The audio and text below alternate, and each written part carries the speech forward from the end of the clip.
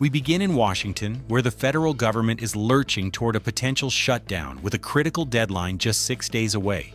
Bipartisan talks to fund the government have collapsed, giving way to a sharp war of words between the White House and Democratic leaders. A planned meeting between President Donald Trump, House Minority Leader Hakeem Jeffries, and Senate Minority Leader Chuck Schumer was abruptly canceled by the president. In a social media post, President Trump accused the Democrats of making unserious and ridiculous demands and pushing radical left policies. He stated that no meeting could be productive until they become more realistic, putting the ball in their court. Speaking to reporters in his Brooklyn district, Leader Jeffries fired back, calling the president's statement unhinged and unrelated to the urgent need to avoid a shutdown. He reiterated that he and Senator Schumer are ready to meet anytime, at any place, to find a solution. The core of the dispute is a Republican-backed spending bill. The House managed to pass a short-term measure that would extend current funding levels through November 21st, buying more time for negotiations on a full budget for fiscal year 2026. However, the Senate has already voted against moving forward with that bill. With 60 votes needed to advance legislation in the Senate, some Democratic support is essential to pass any funding measure and avert a partial shutdown when the new fiscal year begins on October 1st. Democrats are infuriated at being sidelined in discussions and are insisting that any deal include an extension of Enhanced Affordable Care Act subsidies, which are set to expire at the end of next year. Jeffries stated that Democrats will not participate in what he called a Republican effort to gut the health care of the American people. Senator Schumer echoed the sentiment, saying, "Today seems to be tantrum day for Donald Trump," and urged the president to stop ranting and get people in a room to hammer out a deal. Without a resolution by September 30th, hundreds of thousands of federal workers could be furloughed, and many government services could be disrupted. While lawmakers battle over funding in Washington, voters in Arizona have made a decision on their representation in the U.S. House. Democrat Adelita Grijalva has won the special election for Arizona's 7th district. She will fill the seat held for more than 2 decades by her father, the late Congressman Raul Grijalva, who passed away in March. Grijalva secured a decisive victory over her Republican opponent, Daniel Gutierrez, capturing over 70% of the vote. The race was called by the Associated Press late last night. Her election brings the number of Democrats in the House of Representatives to 214.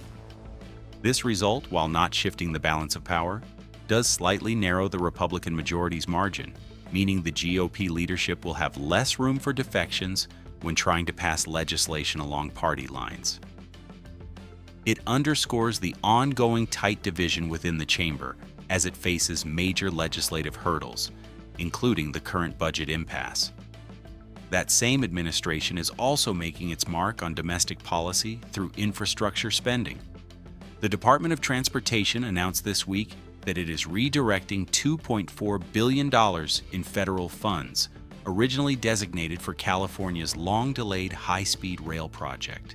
Transportation Secretary Sean Duffy stated the money will be reallocated to other inner-city rail projects across the country that require federal support.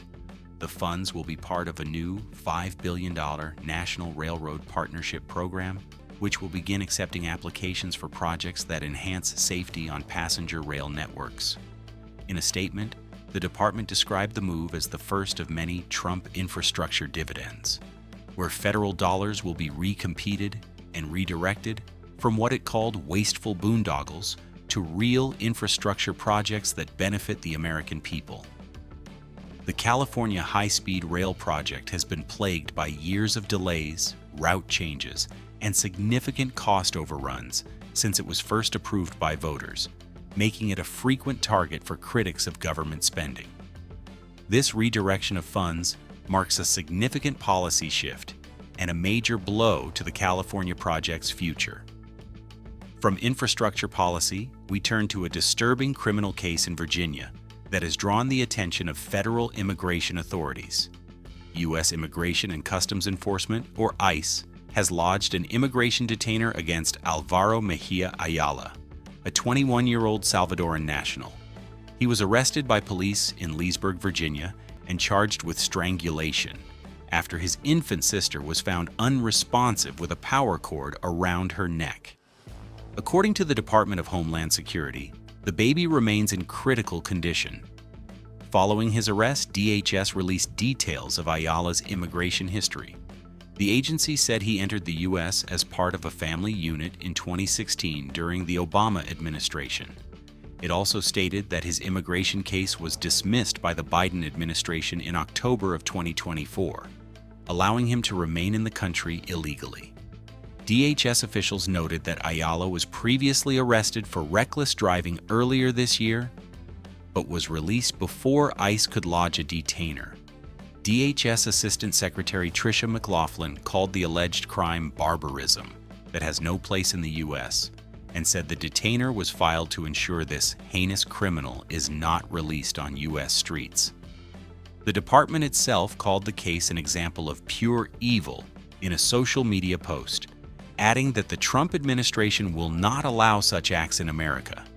The administration's focus on individuals with criminal records is part of a broader effort to crack down on transnational crime.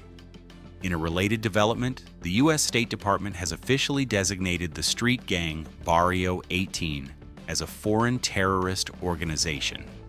The designation, announced yesterday by Secretary of State Marco Rubio, makes it a federal crime to provide any material support or resources to the group.